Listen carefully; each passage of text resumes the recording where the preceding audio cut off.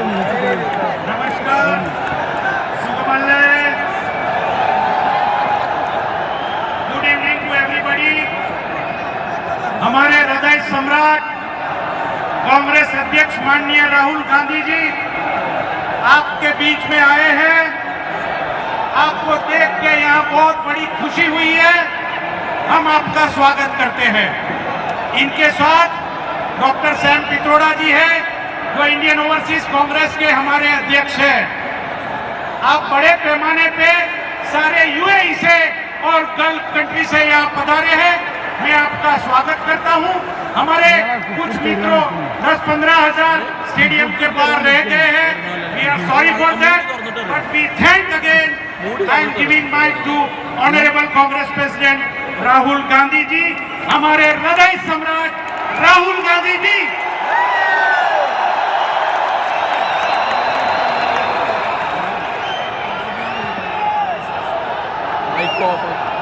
Thank you very much for coming here this evening. I would like to begin by thanking His Highness Sheikh Khalifa bin Zayed Al Nahyan, President of UAE,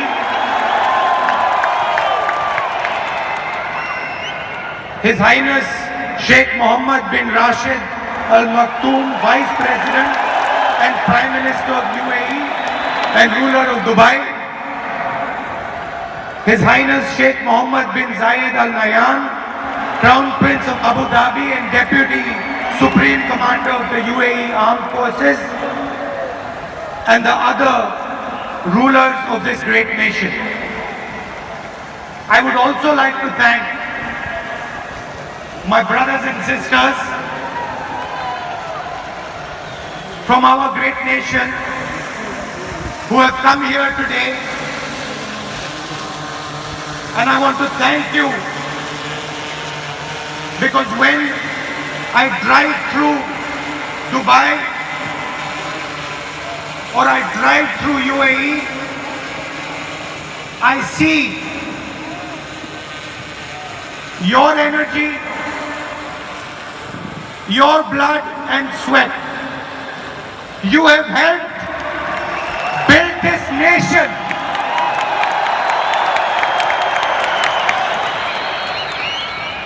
You have helped build this nation, and every single time I come here, I want to tell you from the bottom of my heart, every single time I come here, I feel so proud of all of you. I feel so happy to see that you have played your part with dignity, with love, with togetherness, and with tolerance. Before coming to this meeting,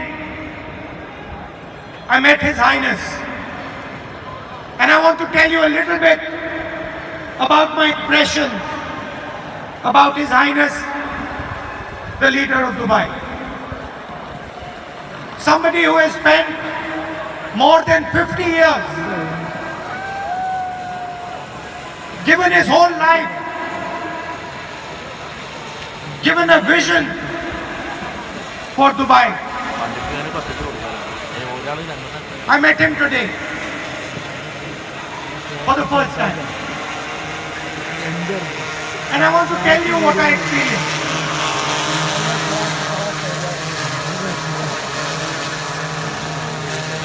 The number one emotion I experienced in His Highness was humility.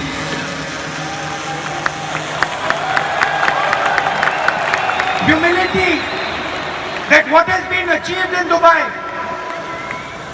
has been achieved with his vision. But the humility and absolute 100% lack of any arrogance in him.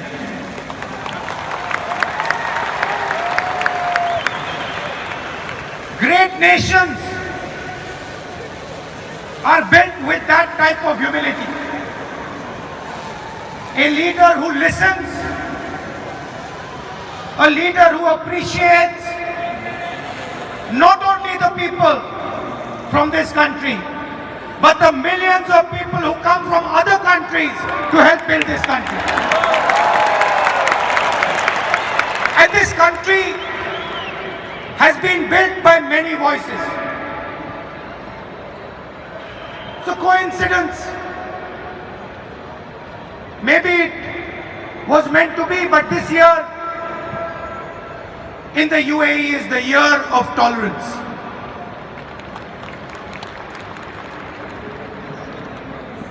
Year of tolerance. And I'm sad to say, the values that bring together the people of the UAE and India, the central value is humility and tolerance. Tolerance for different ideas, different religions, different communities, different way of doing things. And I am sad to say that here it is the year of tolerance, and back home it is 4.5 years of intolerance.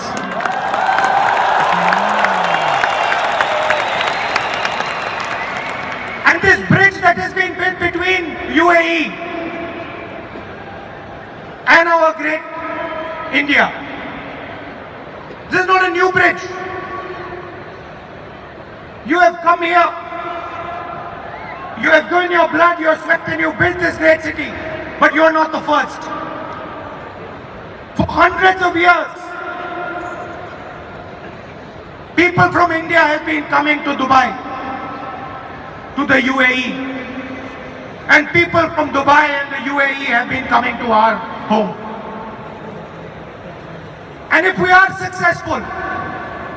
successful because of the value of tolerance, of listening, of working together, and most important, the value I saw today in His Highness called humility. So I want to start by telling you, all of you, that you have achieved great things here. And you are going to achieve even greater things. And I want you to know, as an Indian leader, as somebody who has come from India to speak to you, I want you to know that you are India's biggest strength. Not only in Dubai, not only in the UAE, I'm not only speaking to you, I'm speaking to every single Indian, whether he's in Canada, in the United States, Europe, Africa, Middle East. I'm speaking to all of you. And I want to tell you that you have played a tremendous role in making India what it is today. And I want to go further. I want to go further, because that is not enough. I want to say clearly that without your help, without the help of the NRIs, it would be impossible for India to be where it is today. Let us talk about some of the great NRIs. Let us talk about you. Who are you? What is your spirit? Let me tell you a little bit. In the last century, when we stood up and fought the British, the fight was led by a non-resident Indian called Mahatma Gandhi. When we carried out the White Revolution, became #1 in milk production, that job was done by a non-resident Indian returned person. Here on the stage we have San Petroda, Telecom Revolution, non-resident Indian, and then liberalization, the brain behind liberalization, Manmohan Singh ji, non-resident Indian. So I've come here to tell you that I don't just want to talk to you. I don't just want to come here, give you the same speech and go home. I'm not interested. I'm interested in making you realize that you are India's future and we cannot build India without you. I want you to do what you have done in Dubai, what you have done in the UAE, what you have done in the United States, what you have done in Europe, in Africa. I want you to help us do that back home. And I want a commitment from you. I want a commitment for you. You are going to stand together with us in India and help us solve the 2 or 3 big problem challenges that we face. Do I have your acceptance to this proposal? I didn't hear you. I want you to say it louder. No, louder. Now let me tell you what are the problems that we face and what are the problems that we are going to work with you to resolve. And I'm happy to see that there are many ladies here because you are also part of that equation. The single biggest problem that we face in India today, over 1 billion people are facing a crisis of unemployment. You go to India, you talk to youngsters there and they will tell you that we have been devastated by demonetization and by GST and we simply do not have employment. So the first problem that India needs to take head on, we are in a cricket stadium, not on the back foot, but on the front foot is unemployment. And we need to show the rest of the world that not only can India beat unemployment, but India can challenge our neighbor China when it comes to manufacturing and when it comes to employment. And you have a central role in resolving this problem. You agree with that? You're ready to help? Okay. The second big problem, India has been brought where it is. India has been made successful on the back of our farmers. And if I was to ask some of you here what your parents or grandparents used to do in India, many of you will say they were farmers. Am I correct? And today, our farmers are in deep trouble. They are struggling and they cannot see the future. So we have to transform Indian agriculture. The same way we carried out a green revolution, we have to carry out a second green revolution, a new green revolution that will take Indian agricultural products, foods, vegetables and put them on every single plate in the rest of the world, in Dubai, in London, Paris, Germany, America, Canada. For that we have to give agriculture high technology and we have to give them the knowledge that you currently have. You agree? So that is the second problem. Like Mr. Kurian did, I want people from this crowd who have understanding, who have knowledge to come back home and work with us. Sam Pitroda is helping us, Mr. Chitambaram, Sam Pitroda and a list of people is helping us create the manifesto for the 2019 election. The manifesto is going to contain our plan for the future of India. It is going to be an expression not just of the Congress party, not of one person, not of one individual. It is going to be an expression of the millions and billions of Indians. It is going to be an expression of our farmers, of our youngsters, of women like you, and most importantly, it is going to be an expression of our NRI community. I want your voice to be inside the manifesto the Congress Party produced. I have told Sam Petroda that he is going to have detailed conversations with our NRI community in Dubai, in Abu Dhabi, in the UAE, in the Gulf, in America, Canada, rest of the world. And we are going to ask you what you need in that manifesto and what you tell us we are going to do for you.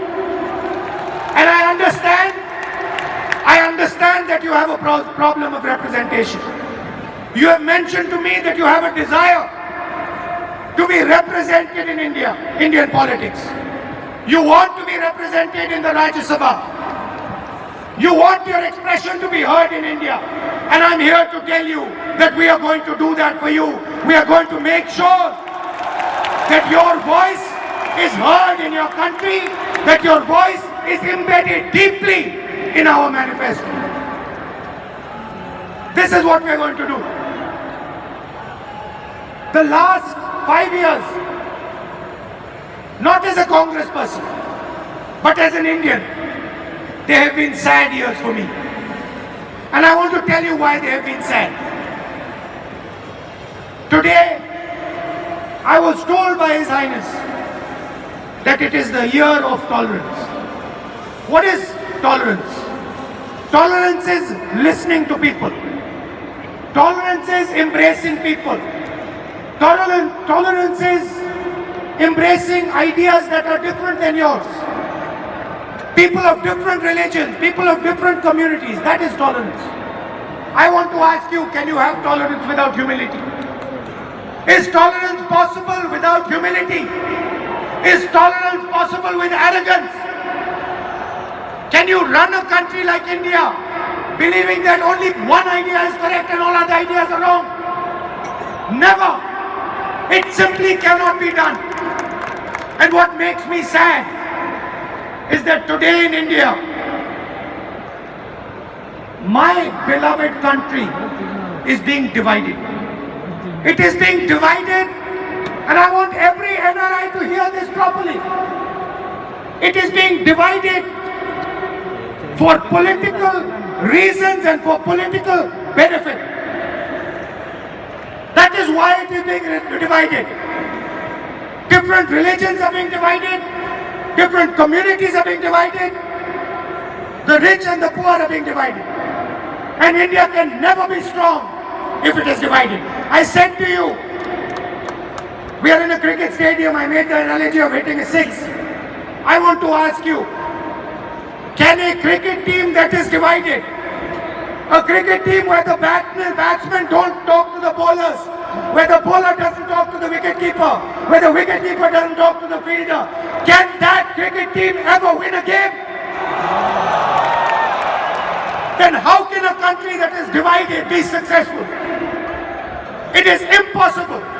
So the first task that we have to do, the absolute first task that we have to do, and every single Indian is responsible for this, whether he lives in India or he lives in Dubai, UAE, America, anywhere, every single Indian is responsible. We have to bring India together once again. We have to bring all our communities, all our religions, all our people, all our states together. And we have to say that enough. This is not many countries. This is not many religions. This is not many castes. This is first one country. From there we will start. And that is where we are fundamentally different. We simply do not believe that India can be successful if it is divided. And I want all of you to commit, regardless of which religion you're from. You have people here from Kerala, from Punjab, from Haryana, Karnataka, Maharashtra, every single state, there are people here. There are people here from every single religion. every single community. They're men, women. India can never be strong if it is divided. Please understand that. It is impossible for a great country to be strong if it is divided. There is a lot of work to be done. You have shown what is possible. In many ways, you have shown us how to deal with challenges like urbanization. You have shown us how to deal with problems like transport. You have shown it to us. We have learned from you. And there are these tremendous problems that we have to resolve. And it makes me sad that instead of discussing unemployment, how to defeat unemployment, instead of discussing the difficulty of how to go through, instead of discussing how we can build a future for youngsters, instead of discussing how we can empower women like you, we are sitting and fighting amongst each other. We are threatening each other, shouting at each other, abusing each other. It does not make sense in the 21st century. And that is what we have to do. We have to bring India together, regardless of the ideology, regardless of the thinking. Some people have said, we want a Congress Mukh Bharat. We do not want a BJP Mukh Bharat. We do not want that. But we want a Bharat that is united, where every single Indian person says, I am first an Indian, and then I'm everything else. And so I want to thank you. I want to give you all my love, and I want to tell you that till the day I die, my doors, my ears, and my heart will always be open for you. And you will always have space. And I know that you struggle. You are sitting here happy. But each one of you, there's not a single person in this room who has not struggled and made himself successful. I don't think there is a single person in this room who has not struggled, who has not given his blood, his sweat, his tears. It is true, isn't it? There is not a single person who has not built himself from scratch over here. And that is something we're extremely proud of. And you must never forget that. That if there is an idea called India, if President Obama, President Trump can say that there is only two countries, there are only two countries that can challenge the United States, a superpower, the biggest superpower. The president of the biggest superpower says there are only two countries that can challenge us. Which two countries? China and India. And what is India if it is not you? India is not simply a geographical idea. India is not simply an idea that is bounded by India's geography. You come to Dubai, the idea of India is carried with you in your heart. You carry it in your heart, no one can take it out. No one can remove it from your heart. And that is what is common between all of us, every single one of us. So I want you to understand deeply that India's future is directly linked to your future. If you realize that if you are unhappy, if you are feeling trouble, India is unhappy. India is feeling trouble. If you are happy, if you are successful, India is happy, India is successful. Realize that you are part of a great idea, an idea that includes tolerance,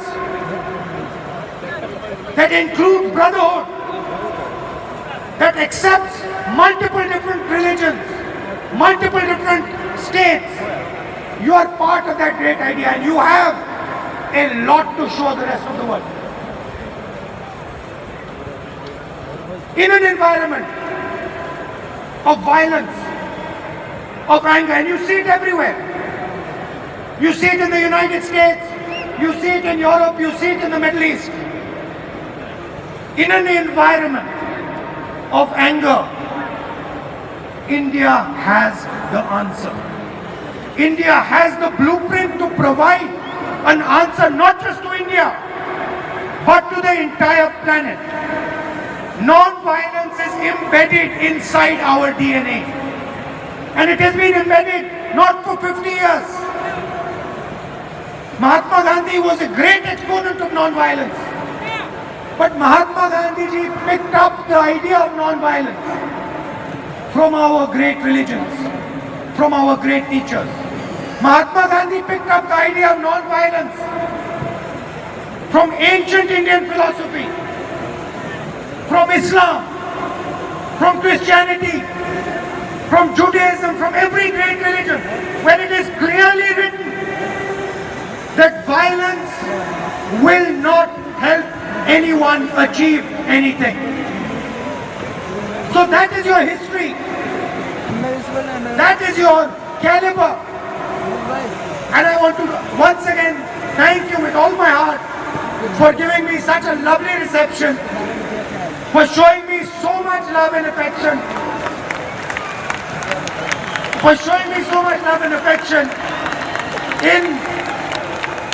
in Dubai, so many miles from home. You have made me feel as if I am sitting back at home in India. So thank you for that. And once again, I want you to know, and I don't care who you are, I want you to know that my doors are open to you. I don't care how old you are, how young you are, where you come from, man, woman, my doors are open for you. You just tell me how I can help you and I am at your service. Thank you very much. We are facing an electoral battle in 2019. I want to tell you with utmost confidence that we are going to win that battle and we are going to bring India together again and move forward and take on the great challenges that our country faces. Thank you very much. Have a good evening. Good night.